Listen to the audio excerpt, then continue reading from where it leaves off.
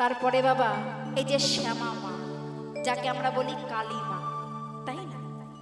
এই মায়ের হস্তকটৈক্য,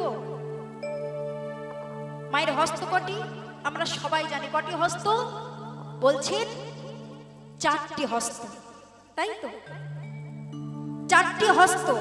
চারটি হস্ততে কি কি থাকে বলছেন? একটাতে দে দে, যেই দিবি আমিও তোদেরকে দেব। আর যদি না দিস, এই দেখ খড়গ দেখেছিস, খড়গ দিয়ে এই যে একটা মুন্ডু দেখেছিস, এই মুন্ডুটার মতো কেটে হাতে ঝুলিয়ে দেব, তাই না? একটাতে আমরা কি দিই? সন্দেশ কিংবা কদমাকেও দিই, তাই না? আর একটাতে মা কি করেন? আশীর্বাদ দেন।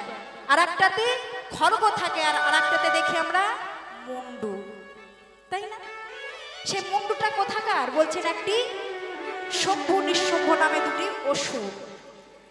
যখন মা অসুরদেরকে বাবা নিধন করতে যাচ্ছিলেন, ঠিক তখনই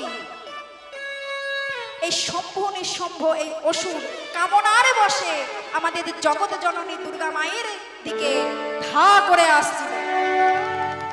আর যেই দুর্গা মায়ের দিকে ধা করে আসছিলেন, মায়ের তৃতীয় নয়ন থেকে যার সৃজন করলেন খড়গধারিণী সুন্দর মা কালী মায়ের সৃজন করলেন তার তৃতীয় নয়ন থেকে। নিতাই গৌর হরি বল।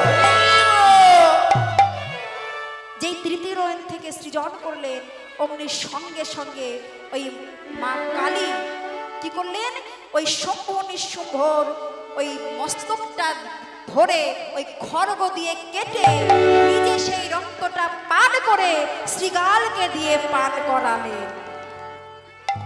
কেন? ওই রক্ত যদি রুধি যদি অন্য কোথাও পড়ে, আবার সঙ্গে সঙ্গে অসুরের সৃজন হবে, তখন এই দেশটা বাবা আর রক্ষা হবে না। তাই সকলে বাবা শ্যামা মাকে ভজনা করবে, শ্যামা মাকে ভালোবাসবে, শ্যামা মাও তোমাদের ভালোবাসবে।